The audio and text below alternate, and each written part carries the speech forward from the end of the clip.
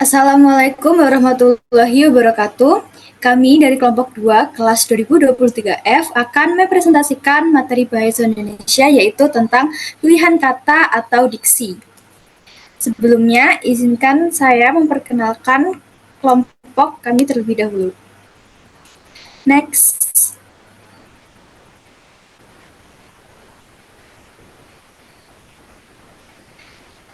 Yang pertama yaitu Salzabila dengan NIM 177, yang kedua ada Raffi dengan NIM 185, dan yang ketiga saya Natania NIM 192 sebagai moderator, dan yang keempat ada Zaidan dengan NIM 194, selanjutnya ada Rizky dengan NIM 195, dan yang terakhir Raka dengan NIM 210.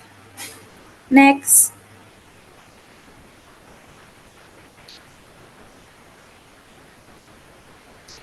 Dan inilah materi pembahasan yang akan kami presentasikan di video kali ini. Yang pertama ada teknik penggunaan diksi, lalu yang kedua penggunaan diksi dalam kalimat, lalu yang keempat ketepatan pemilihan kata, dan yang terakhir yaitu pengertian diksi. Next. Baik, materi kali ini kita akan membahas diksi. Apa itu diksi? Secara bahasa, diksi berasal dari bahasa Yunani, yaitu diksis, yang berarti cara mengatakan atau penyampaian. Secara istilah, diksi digunakan untuk menggambarkan pemilihan kata-kata dan ungkapan yang digunakan oleh penulis atau pembicara untuk menyampaikan pesan atau menciptakan efek tertentu. Diksi mencakup pemilihan kata yang tepat, gaya bahasa, dan nada yang sesuai dengan tujuan komunikasi atau karya sastra.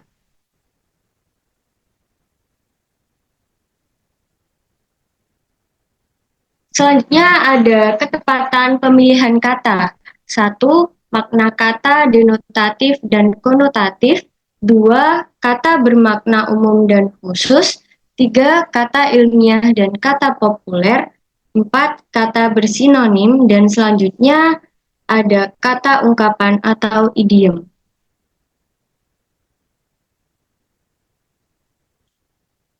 Makna denotatif. Makna denotatif adalah makna kata yang merujuk pada arti yang sebenarnya atau literal dari kata tersebut.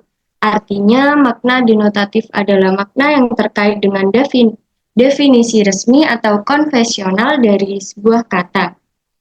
Contohnya, kata kucing secara denotatif merujuk kepada hewan berkaki 4 dengan bulu halus dan cenderung bersifat independen. Selanjutnya ada makna konotatif. Makna konotatif dapat mencakup aspek-aspek emosional, asosiasi, atau nilai-nilai tambahan yang dapat mempengaruhi cara kita memahami atau merespons suatu kata. Sebagai contoh adalah kata rumah. Secara denotatif merujuk pada tempat tinggal. Namun, secara konotatif, kata rumah bisa membawa asosiasi dengan kehangatan, keamanan, atau kenangan positif.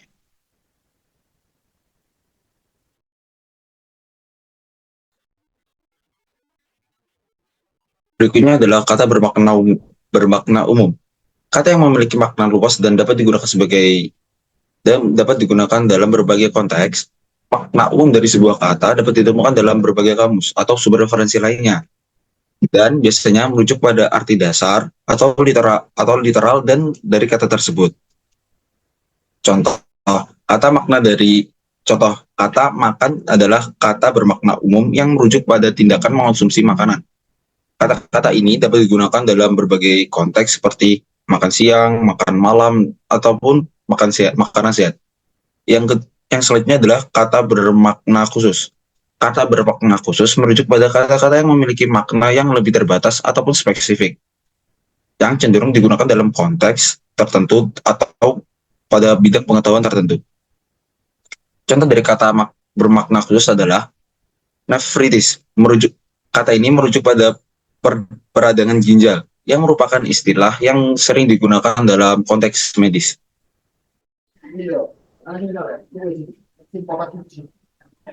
Ya, selanjutnya kata ilmiah. Kata ilmiah sendiri cenderung lebih spesifik dan merinci suatu konsep atau objek secara teknis seiring digunakan dalam literatur ilmiah, jurnal penelitian, atau dalam konteks akademis dan profesional, dan berkaitan erat dengan terminologi dan istilah khusus dalam bidang ilmu tertentu.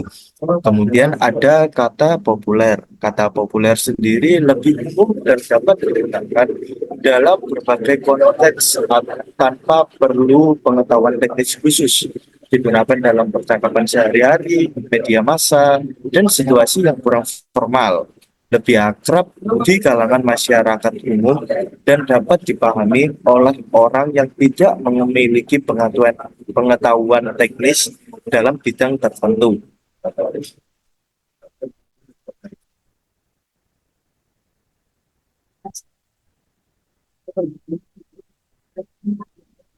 Baik, selanjutnya contoh kata ilmiah.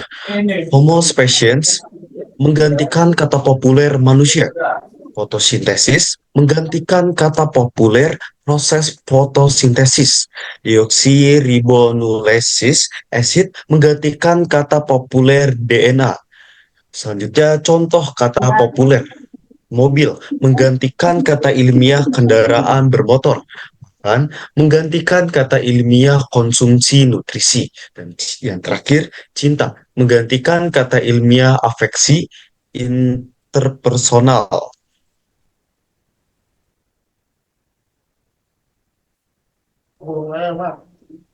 Kata bersinonim. Sinonim adalah dua kata atau lebih yang pada dasarnya mempunyai makna yang sama, tetapi bentuknya berlainan. Contoh, agung, besar, raya. Lalu, pintar, berakal, berpendidikan, berpengetahuan, ahli, berpengalaman, kompeten.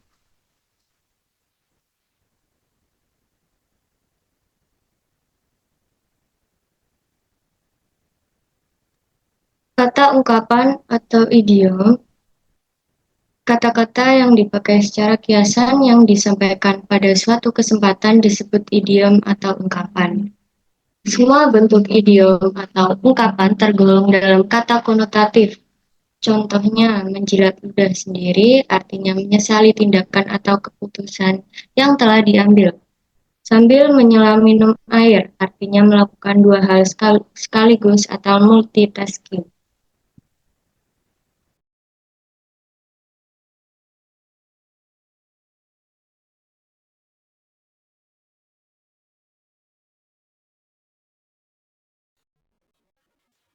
Penggunaan diksi dalam kalimat. Pada dasarnya, kalimat adalah rangkaian kata yang terpilih mengandung unsur-unsur tertentu seperti subjek, predikat, objek, keterangan.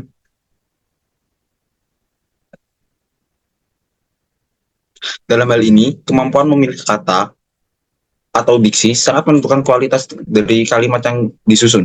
Dalam perkembangan selanjutnya, kalimat dituntut lebih efektif agar tidak boros kata-kata dan membuat makna di dalamnya menjadi kabur.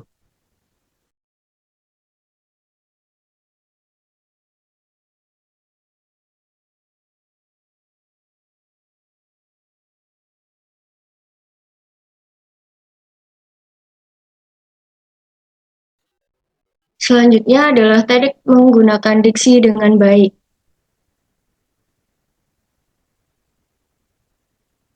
Baik, sini ada ringkasan kalimat yang akan disampaikan. Atau jangan boros kata, kemudian hindari pengulangan kata yang tidak perlu, dan hindari penggunaan anak kalimat. Selanjutnya, hindari mendahulukan kata kerja, dan yang terakhir, jangan menempatkan kata kerja penting di akhir kalimat.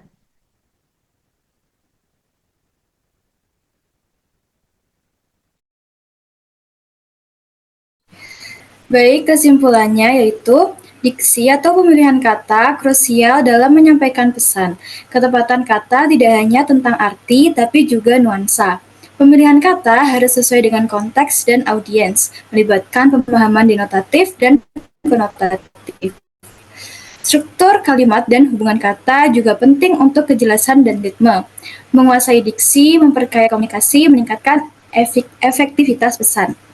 Baik, itu tadi adalah presentasi dari kelompok kami.